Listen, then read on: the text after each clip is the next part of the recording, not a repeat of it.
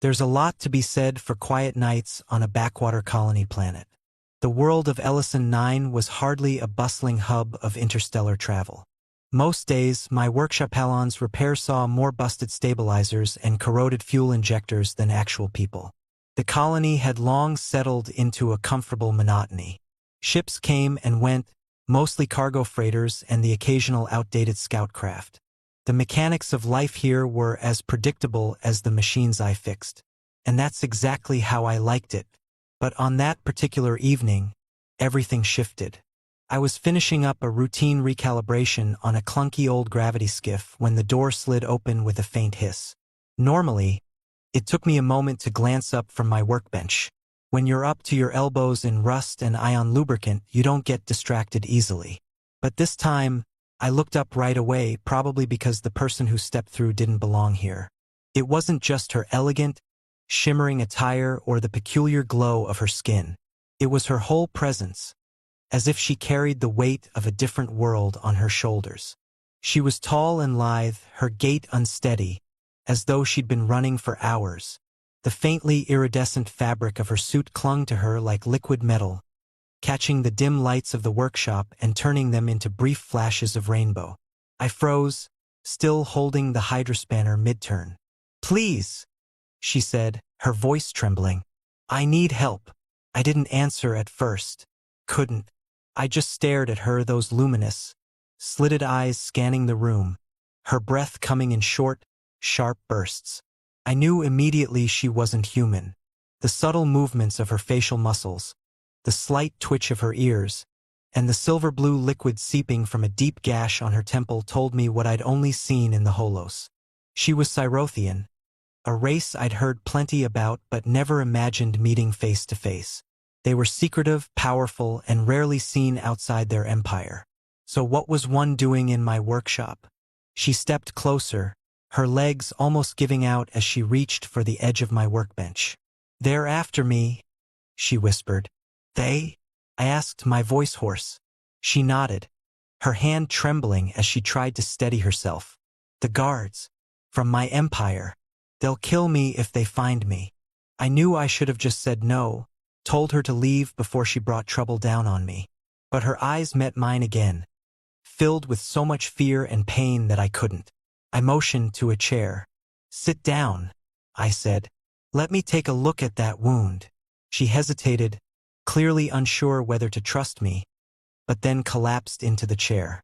Up close, I could see the cut was deep, the strange metallic hue of her blood stark against her pale skin. She winced as I dabbed at it with a clean cloth. "I'm not exactly a medic," I said, "but I've patched up enough workers who got careless with a plasma torch. This might sting." She gave a faint nod, her jaw tightening as I applied a spray sealer from my medkit. The bleeding stopped, though the wound still looked raw. I wrapped a strip of synth bandage around her head, hoping it would hold. Once I was done, she leaned back, her breathing more even. "What's your name?" I asked. She hesitated again. "Anessa," she finally said. "Thank you." Her voice broke. I didn't know where else to go. "Well, you found the only repair shop for 10 kilometers. Lucky you." I tried to keep my tone light, though I couldn't hide the tension creeping into my voice. "Now, tell me who's after you. What did you do to make them want you dead?" Anessa bit her lip, her hands gripping the chair's armrests. I disobeyed them, refused an order. They don't forgive that." I frowned. Something about her tone suggested she was leaving out a lot of details. But before I could ask more, she slumped forward, her head resting on her arms. "Please," she murmured, "just let me stay here. Just for tonight. I'll leave in the morning." "Yeah, sure," I said, though I wasn't sure why. I helped her to her feet and guided her into the small storage room at the back of the workshop. It was cluttered with spare parts and half-finished projects, but it had a cot where she could rest. She lay down without another word, exhaustion overtaking her. I stood there for a moment, looking down at this strange, regal figure who had somehow ended up in my care. The rational part of me screamed to kick her out before her trouble became mine. But another part, a quieter part, told me that I couldn't turn her away. Not now. Not like this. When I finally left her to sleep, I went back to the main workshop and stared at the half-finished skiff. The familiar sounds of humming tools and clinking metal felt far away now. I knew, even then, that my quiet life on Ellison 9 was over. Morning brought no relief. The dusty sunlight slanted through the workshop's high windows, painting streaks of gold across the walls. But I was on edge. Every little sound seemed sharper. The clink of tools, the hum of an idle stabilizer core, even the faint rattle of a vent somewhere overhead. Anessa remained in the back room, still resting. I hadn't had the heart to wake her, but something told me she wouldn't be able to stay hidden for long. My fears weren't unfounded. I just set down a diagnostic scanner when I heard voices outside. At first, I thought it was the usual crowd of traders and workers bustling about the colony's market square. But then the voices grew louder, more insistent. Something about the tone made my stomach knot. Peering through the side window, I spotted them immediately. For figures clad in sleek, uniform armor that shimmered like molten steel. Cyrothian Imperial Guards. They moved with precision, spreading out as they interrogated the locals. I could see one of them questioning a merchant, another rifling through crates as though Anessa might be hiding in plain sight. I stepped back from the window, my pulse quickening. They'd come for her, just as she'd feared. The sight of their equipment, the glinting energy carbines, the helmets shaped like snarling beasts sent a chill down my spine. I knew enough about the Cyrothian Empire to understand that their guards didn't ask twice. If Anessa was caught, her fate was sealed, and I probably wouldn't fare much better. Swallowing hard, I hurried to the back room. Anessa was sitting up on the cot, her face pale but her eyes alert. "They're here, aren't they?" she asked, her voice low and steady. I nodded. A small squad, asking questions. She closed her eyes for a moment, as if steeling herself. "I can't let them take me. If they find me, it's over." I wanted to tell her it would be fine, that I'd sort it out, but I wasn't sure I believed that myself. Instead, I handed her a jacket, just a plain, grease-stained thing I'd had lying around. "Put this on," I said, "and stay close." She didn't argue. Pulling the jacket around her shoulders, she followed me out the back door, stepping lightly despite her injuries. The alley behind the workshop was narrow and cluttered, lined with crates, scrap metal, and discarded tools. It was hardly a foolproof escape route, but it was our best option. "Where are we going?" Anessa whispered, her voice barely audible over the soft crunch of gravel beneath our boots. "There's a smuggler I know. Well, know might be a strong word, but I've worked on his ship a few times," I replied. "If anyone can get you off-world quietly, it's him." We moved through the alleys as quietly as possible, ducking into shadows whenever we heard footsteps nearby. Anessa's breathing was shallow and quick, but she kept pace. I couldn't help but glance back at her now and then, half expecting her to vanish like a wisp of smoke. But she stayed with me, her resolve unshaken despite the danger. We reached a rundown bar on the outskirts of the colony. It wasn't much more than a patched-up metal shack, its walls streaked with rust, and its entrance guarded by a flickering neon sign that read the driftwood. The smuggler, a cantankerous old spacer named Garrick, liked to operate out of here when he wasn't off running illicit cargo. I had no idea if he was even in town, but I was banking on luck. I led Anessa inside, my eyes quickly scanning the dimly lit room. The place smelled of spilled engine coolant and cheap alcohol. A few patrons sat hunched over their drinks, but Garrick was nowhere to be seen. "Stay here," I said softly to Anessa, gesturing toward a shadowy corner. "I'll see if he's around." She nodded and melted into the corner, keeping her head low. I approached the bartender, a grizzled human who was polishing a glass with a rag that looked like it hadn't been washed in years. "Garrick in?" I asked, keeping my voice casual. The bartender eyed me for a moment before jerking his thumb toward a door in the back. I nodded my thanks and headed that way, doing my best to appear nonchalant. But as soon as I reached the door, I heard a sound that froze me in my tracks. The unmistakable clink of Cyrothian boots entering the bar. I turned slowly. 2 guards had just walked in, their helmets swiveling as they surveyed the room. I glanced toward the corner where Anessa had been, but I couldn't see her anymore. She'd disappeared into the shadows. I felt a strange mix of relief and dread: relief that she wasn't immediately visible, and dread that the guards might start questioning everyone, including me. They spoke briefly with the bartender, who shook his head. Then one of them turned and looked directly at me. My heart leapt into my throat. I forced myself to remain still, to appear as though I had nothing to hide. The guard stared at me for a moment, then turned to his companion and said something in their native tongue. They moved on, heading toward the other patrons. I let out a silent breath. Anessa was still hidden for now, but I knew it was only a matter of time before the guards started tearing the place apart. I had to get her out of here. Steeling myself, I backed away from the door and made my way back to the corner. When I got there, she was waiting, her eyes wide but focused. "They're here," I whispered. "We have to go. Now." She nodded and followed me toward the rear exit. As we slipped out into the night, I could hear the guards raising their voices inside. They'd noticed something or someone missing. The hunt was intensifying, and I had a sinking feeling that we were running out of places to hide. Night had fallen over the colony, and the streets were quieter now. The usual market stalls had shuttered for the evening, and the only sound came from the occasional whir of a cargo hauler passing by. I led Anessa through a maze of side alleys, moving further from the smuggler's bar and deeper into the industrial outskirts. My workshop had been safe enough before the guards showed up, but now I had no idea where we could go.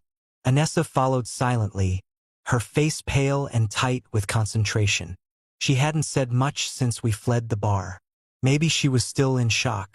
Maybe she didn't trust me enough to talk. Either way, it didn't matter. We had bigger problems. After about 10 minutes of weaving through side streets, I finally stopped in an empty warehouse yard. The towering stacks of metal crates and abandoned equipment offered some cover, and for now it looked clear. I turned to her, taking a shaky breath. "We should be safe here," I said, trying to sound confident. "At least for a little while." She nodded, leaning against one of the crates. For the first time, I noticed how exhausted she looked. Whatever she'd been through before coming to my workshop had clearly taken a toll. Her silvery blood had dried into faint streaks along her temple, and her usually glowing eyes seemed dimmer now. I sat down on a nearby crate, watching her carefully. "Look, I've got to ask," I said, keeping my voice low. "Why are they so determined to find you? What did you do?" Anessa hesitated. She didn't meet my gaze at first, her fingers running over the fabric of her shimmering jacket. Then she sighed and looked up at me. "It's not just what I did," she said softly. "It's who I am." "What do you mean?" "I'm not just any Cyrothian," she said. "I'm the heir, crown princess of the empire." My breath caught. I'd heard plenty about the Cyrothian Empire over the years, an isolationist monarchy, controlling vast sectors of space with an iron grip. Their royal family was rumored to be as untouchable as gods, ruling from their hidden capital world. If she was telling the truth, this wasn't just a fugitive hiding in my shop. This was a royal figure whose disappearance would send shockwaves through the galaxy. "You're the princess?" I asked, trying to keep the disbelief out of my voice. She nodded, her expression serious. "I was supposed to marry a powerful warlord, an arranged alliance to secure more territory. It's what my parents wanted, what the empire wanted. But I couldn't do it. I refused." I frowned. "That doesn't sound like something you'd get killed for. In the Cyrothian Empire, refusing a royal decree is treason," she said bitterly. "My family doesn't tolerate disobedience, not from anyone, especially not from me. By running, I've shamed them. They'll stop at nothing to bring me back and make an example of me." Her voice faltered at the last part, but she didn't look away. She seemed resigned, as if she'd already accepted that her choice had sealed her fate. I sat back, trying to process everything. I thought I was just helping some unlucky off-worlder in trouble. Now it turned out I'd gotten involved in royal politics, the kind that could get me killed just for knowing her. Every instinct told me to walk away, to tell her I couldn't help her anymore. But when I looked at her, saw the desperation mixed with determination in her eyes, I knew I couldn't. "What do you need from me?" I asked quietly. Anessa blinked, as if she hadn't expected the question. "I just need to get off this planet, somewhere the Empire can't easily reach. Once I'm far enough away, I can disappear, start over." I rubbed my temples, weighing the options. Getting her off-world was easier said than done. The Cyrothians would have patrols at every major spaceport. Even the smaller shuttle bays were probably being watched. I thought about Garrick again. If we could somehow find him, he might still be our best shot. But for now, we had to stay hidden. "I'll help you," I said finally. "But you need to stay out of sight until I can figure out a way off this rock." She nodded again, though she didn't look relieved. If anything, she seemed more worried than before. "Thank you," she said softly. "You don't have to do this. I know it's a lot." "It is," I admitted. "But I'm already in too deep, so we might as well see it through." Anessa gave me a small, weary smile. It wasn't much, but it was enough to remind me why I was doing this in the first place. Whatever trouble she'd brought to my door, I couldn't turn my back now. The following days were a blur of hiding, planning, and whispered conversations. The Cyrothian guards scoured the colony, turning entire sectors upside down. Every time we heard their metallic boots clanking down a nearby alley or caught sight of their sleek armor glinting in the distance, we ducked deeper into shadows. The tension was unrelenting. I had managed to make contact with Garrick after all. He was skeptical when I explained that I needed someone smuggled off-world without questions, but after a hefty payment and a bit of pleading, he agreed. The problem was that his ship wouldn't be ready for another 3 days, something about recalibrating the jump drive. Those 3 days might as well have been a lifetime. During our time on the run, I got to know Anessa better. She wasn't what I expected from royalty. She didn't act entitled or condescending. Instead, she was surprisingly down-to-earth, resourceful, and when the tension wasn't crushing her, a bit sarcastic in a way that made me laugh despite everything. She was also sharper than I'd realized. Her knowledge of tech was impressive, especially for someone who grew up in a palace. More than once, she helped me bypass a security lock or jury-rig an old maintenance droid into a decoy.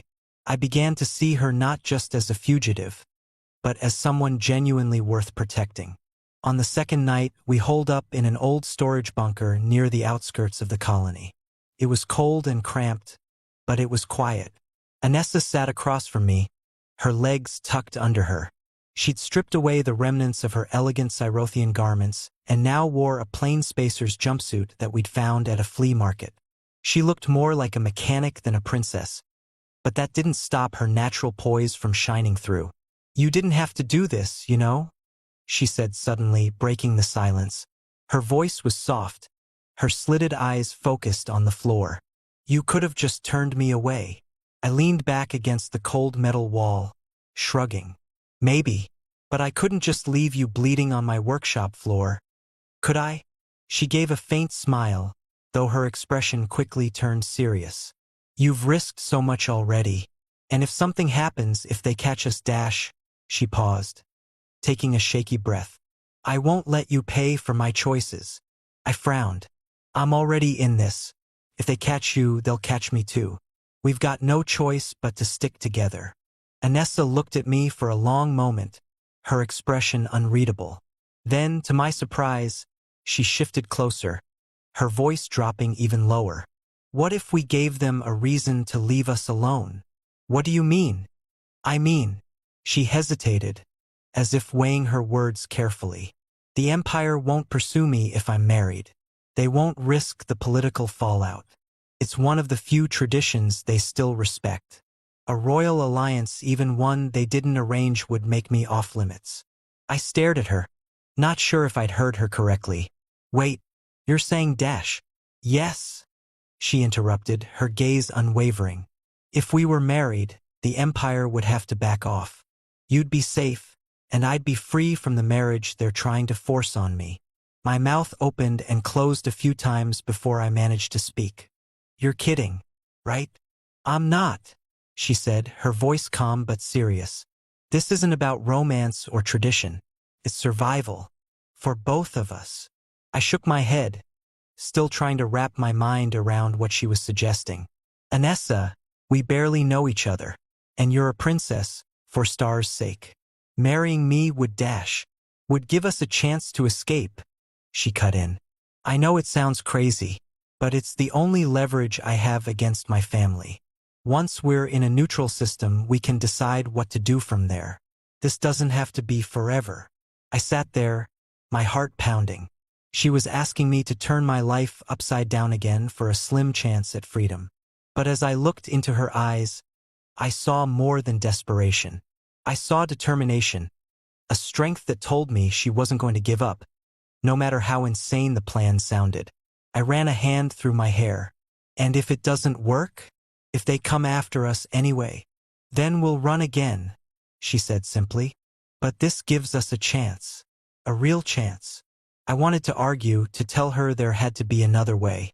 But deep down I knew she was right. We were running out of options and time was against us. If this crazy idea was what it took to get both of us out alive, then maybe, just maybe, it was worth the risk. I exhaled slowly. All right, let's do it. A small smile touched her lips, and for the first time in days, I saw a glimmer of hope in her eyes. Thank you, she said softly. In that moment, I knew there was no turning back. The quiet, predictable life I once had on Ellison 9 was gone for good. Whatever happened next, I was in this with her, for better or worse.